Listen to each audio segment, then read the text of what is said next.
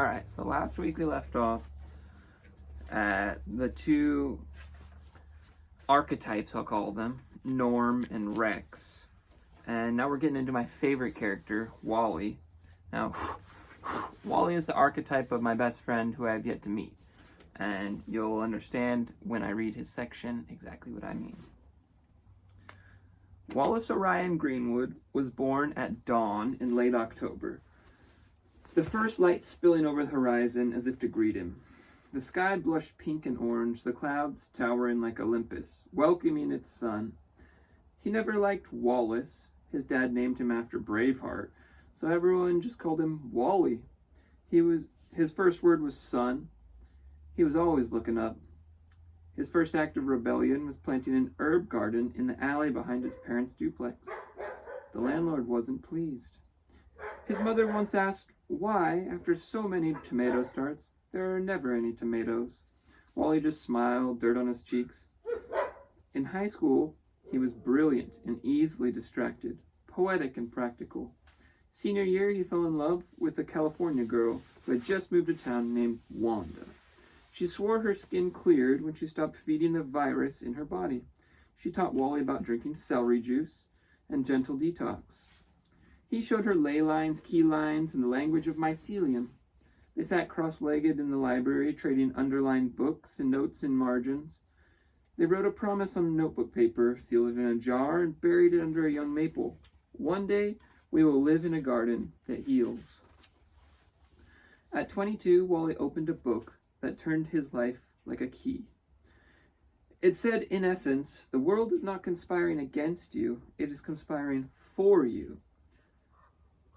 If you will meet it halfway, every hardship can be an invitation. Every ordinary moment is a chance to notice the miracle in front of you.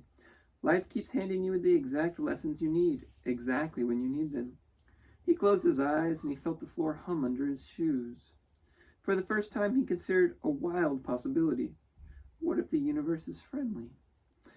When Norm took the salaried job and Rex scaled the cruise, Wally and Wanda opted out. No mortgage, no rat race. They said yes to something no one could fully see yet, a dream called Arcalith. He found it in the Intentional Communities tab on the Permies.com forums. He commented in the long thread and showed Wanda. Both beamed, knowing this was what they had been looking for. They could feel the synchronization of their path with Arcalith. It didn't start with domes or orchards. It started with frost. That first winter, they lived in a borrowed yurt with thin canvas walls, 2 toddlers, and more courage than insulation. Wanda cried once, not from regret, but from the ache of how hard it is to build Eden from mud and salvaged timber. Wally held her close and whispered, This season will pass. Someday, people will sing about this. They hosted a potluck during the bleakest week in February. Everyone brought what they could, wild greens, root vegetables clawed from the frozen ground, a jar of sprouted buckwheat, a handful of herbs. They cooked a single great pot while children chased each other's breath like smoke. Before eating, each person, small and tall, named 3 things they were grateful for. By the time the steam cleared, the cold had loosened its fist. Someone called it the first feast of the Ark. No one ever forgot. Wally built the first willow feeder compost toilet with a handful of pathfinders and a visiting crew of ants from Wheaton Labs. Then the first swale, the first dome ring, the first apple guild. He patterned the terraces after Sepp Holzer's high mountain wisdom and terraced flower paths in the spirit of Gravetye's painterly borders. He set a spiral walk with fennel, fig, and foxglove so the wind would sing as it turned. He rarely stopped smiling. Everyone was his friend, and somehow everyone became better for it. Years passed. Wally led hundreds of projects and taught thousands of willing hands to tie a knot, set a post, plant a pear, mulch deep, and douse for water. He worked with his hands and knew soil and a heart that remembered Eden. Arcalith gave him a canvas, and he gave it his life. He and Wanda raised 5 radiant children, barefoot, bright, and kind. They learned their letters by labeling seed trays, their math by counting fruit, their songs from birds at dawn. They traveled to help raise sister arcs and always returned home with stories and seeds. No one ordered them to stay. They stayed because love did. Visitors arrived from everywhere to learn the way. Wally worked gently, steadily, joyfully, with reverence for water and time. Pathfinders quoted his sayings. Stewards followed his lead. His hair silvered under decades of sun. His eyes kept their mischievous light. Wally lived a long, strong life, not a cartoon of immortality, not a reverse aging myth, just clean water, living food, work that mattered, and laughter shared often.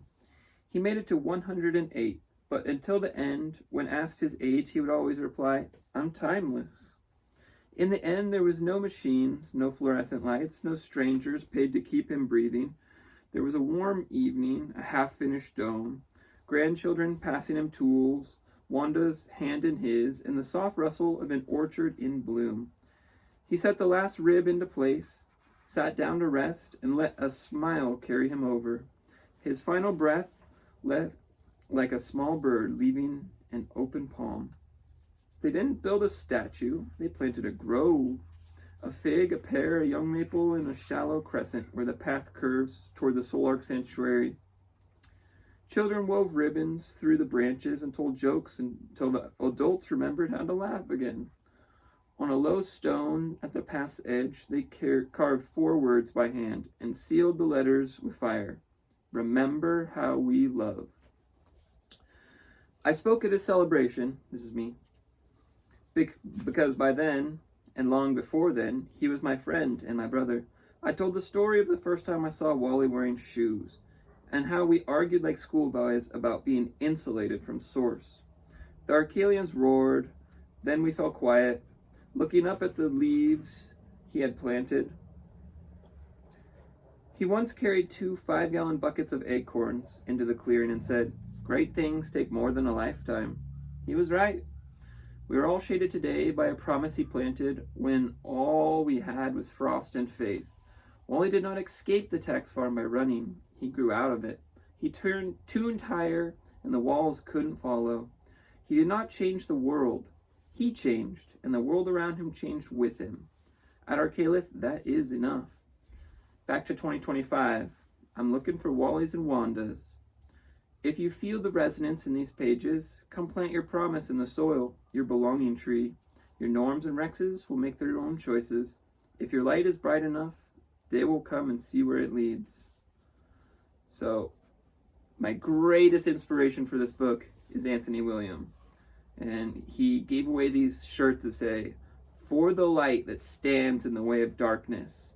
And that's a quote that you're going to need to get through chapter 2. Chapter 2 illuminates all the darkness in the world and how we need Arcalith to be the light. So I write, feel this light as you read the next chapter, which is designed to reveal the darkness of the world we live in.